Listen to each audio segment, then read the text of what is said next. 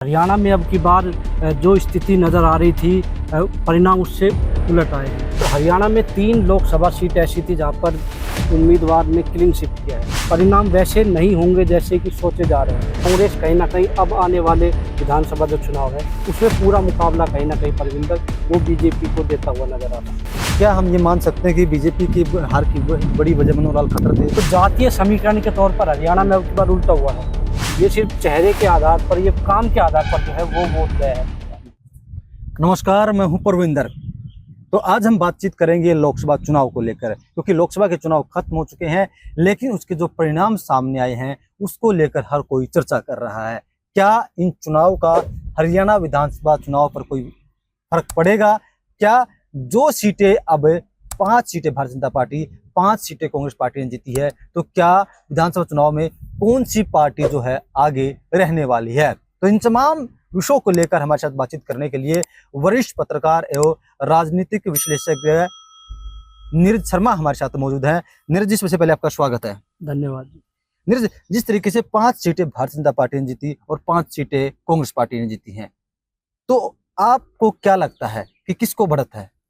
देखो, मौजूदा वक्त में बात करें जिस तरीके से लोकसभा चुनाव में वोट परसेंटेज से शुरुआत करते हैं, क्योंकि हरियाणा में अब की बार जो स्थिति नज़र आ रही थी, परिणाम उससे उलट आए हैं। माना ये जा रहा था कि बीजेपी शायद क्लीन स्वीप कर दे या फिर 9-1 का जो है परिणाम आए, पर जिस तरीके से कांग्रेस ने कहीं ना कहीं अपने आप को फाइट में लाया इस लोकसभा चुनाव में, और 5 सीटों पर उसने जीत हासिल की। हालांकि 3 सीटें और भी करीब थी जहां पर कि कुछ भी कहना जो है वो ये था कि शायद कांग्रेस जो है उस सीट को जीत भी सकता था, पर फिर भी वोट परसेंटेज जिस तरीके से कांग्रेस का इजाफा हुआ है। बीजेपी की बात करें तो वहां पर 40.11% वोट प्राप्त किए हैं।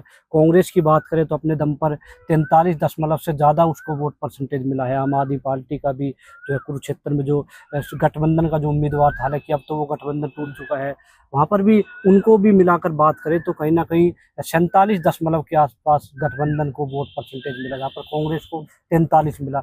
तो कहीं ना कहीं इस विधानसभा चुनाव के को समीकरण के तौर पर अगर देखा जाए तो कांग्रेस ने 40 विधानसभा में बढ़त बनाई, बीजेपी ने 44 विधानसभा में बढ़त बनाई। उम्मीदवारों ने जो जीत हासिल की इस लोकसभा चुनाव को अगर विधानसभा के गणित के तौर पर समझा जाए तो प्रविंदर। नीरज, मैं आपसे जानना चाहूंगा कि अगर हम जैसे रोहतक की बात करें, गुरुग्राम की बात करें, तो किस उम्मीदवार को कितनी विधानसभा सीटों पर बढ़त मिली है? जी जरूर परविंदर, हरियाणा में 3 लोकसभा सीट ऐसी थी जहां पर उम्मीदवार ने क्लीन स्वीप किया है, जिसमें रोहतक, करनाल और सिरसा। करनाल से मनोहर लाल खट्टर ने 9 की 9 विधानसभा में जीत हासिल की। वहीं रोहतक से बात करें तो दीपेंद्र हुड्डा ने 9 की 9 विधानसभा में बढ़त बनाई। वहीं अगर कुमारी शैलजा की बात करें तो सिरसा से उन्होंने जो है 9 की 9 विधानसभा में बढ़त बनाई। हालांकि रोहतक की सीट पर माना यह जा रहा था कि जो है कोसली की जो जिस तरीके से पिछली बार दीपेंद्र पिछड़े और यही वजह रही कि वो चुनाव हार गए, अब की दफा उन्होंने अहिरवाल के इस विधानसभा क्षेत्र में बढ़त बनाई। और कहीं ना कहीं ये 3 सीटें ऐसी थी जहां पर उम्मीदवार ने क्लीन स्वीप किया। उसके अलावा अगर बात करें गुरुग्राम की, तो गुरुग्राम में राविंदरजीत ने जीत हासिल की। हालांकि उन्होंने 6 विधानसभा सीट में जो है वो बढ़त बनाई। 3 विधानसभा सीट जो है वो राज बब्बर के खाते में गई, जहाँ पर उन्होंने बढ़त बनाई मेवात की। उसके अलावा अगर बात करें हम भिवानी और महेंद्रगढ़ विधानसभा क्षेत्र की बात करें तो राव दान सिंह ने परविंदर कहीं ना कहीं अच्छा मुकाबला किया। अनुमान लगाया जा रहा था कि धर्मवीर के लिए इतना आसान नहीं होगा, और देखने को भी वही मिला कि राव दान सिंह, हालांकि उनकी खुद की जो जिले की 4 विधानसभा सीट थी महेंद्रगढ़, नारनौल, नांगल चौधरी, इसके अलावा अटेली, वहां से वो पिछड़ गए, पर उसके बावजूद भी उन्होंने 4 विधानसभा सीट पर जीत हासिल की। और जो धर्मवीर की बात करें तो उन्होंने 5 विधानसभा सीट पर जीत हासिल की। उसके अलावा अगर बात करी जाए फरीदाबाद में, तो वहाँ भी जो है कृष्णपाल की बात करें तो उन्होंने 7 विधानसभा सीट पर उन्होंने बढ़त बनाई। महेंद्र प्रताप की बात करें तो उन्होंने 2 विधानसभा सीट पर बढ़त बनाई। और भी जो हिसार की बात की जाए तो 6 पर जयप्रकाश जेपी ने जो है बढ़त प्राप्त की, और 3 जो है वहाँ पर रणदीप चौटाला जो दूसरे नंबर पर रहे, उन्होंने बढ़त प्राप्त की। अम्बाला सीट क्योंकि सबको चौंकाया, जिस तरीके से अनुमान ये लगाया जा रहा था कि बंतो कटारिया जो है वो एक तरफा चुनाव जीत जाएंगी, पर हुआ ऐसा नहीं। वहाँ पर वरुण जो है एक चेहरा सामने आया, उन्होंने जो है कहीं ना कहीं अपने जो 6 विधानसभा क्षेत्र थे, वहां से बढ़त बनाई। 3 पर सिर्फ बंतर कटवाड़िया जो है बढ़त बनाई गई।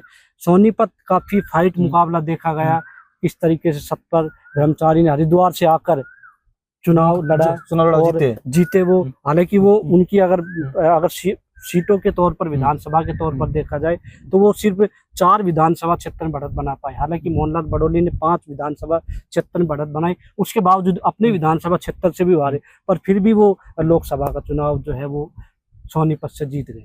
नीरज, जिस तरीके से लोकसभा के चुनाव अब खत्म हो चुके हैं, तो अब विधानसभा के चुनाव होने हैं 4 महीने बाद, तो क्या इन चुनाव का अगले चुनाव पर कोई असर पड़ेगा?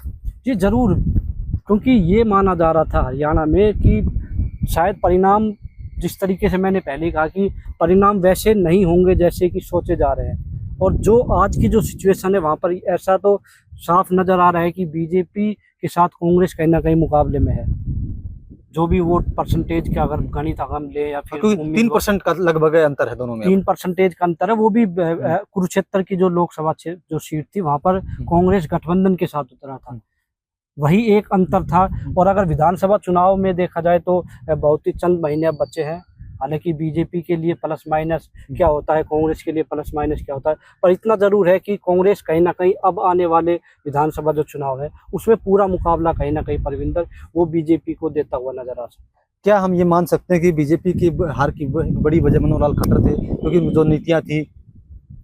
परविंदर, ये तो मनोहर लाल खट्टर की हार की वजह थी। हालांकि बीजेपी भी इस पर मंथन कर रहा है, कि संगठन इस पर मंथन कर रहा है कि चुनाव के एन वक्त पहले सीएम परिवर्तन करना, या फिर सरकार के प्रति नाराजगी हो, या फिर उम्मीदवार जो बीजेपी ने उतारे थे हरियाणा में उनका अपने क्षेत्र में जाकर काम ना करना हो, या फिर मोदी का कुछ प्रभाव जो है वो कहीं ना कहीं बीजेपी में घटना हो, या फिर एक जातीय जो समीकरण था, जो माना जाता था कि जातीय समीकरण के तौर पर जो है वो अब चुनाव हरियाणा में अब की बार नहीं हुआ। क्योंकि राव अगर धर्मवीर की बात करें, वो अपनी जो है कहीं ना कहीं हमने देखा कि अहिरवाल की क्षेत्र में उनको वोट मिले। वहीं अगर दीपेंद्र हुड्डा की बात करें, वो जात उम्मीदवार हैं, उनको अहिरवाल की एक सीट वहां पर वोट मिले। तो जातीय समीकरण के तौर पर हरियाणा में अब की बार उल्टा हुआ है। हरियाणा में ये नहीं कह सकते कि उस कास्ट का वो उस क्षेत्र पर प्रभाव था तो वहां पर वो बढ़त नहीं प्राप्त कर चुका।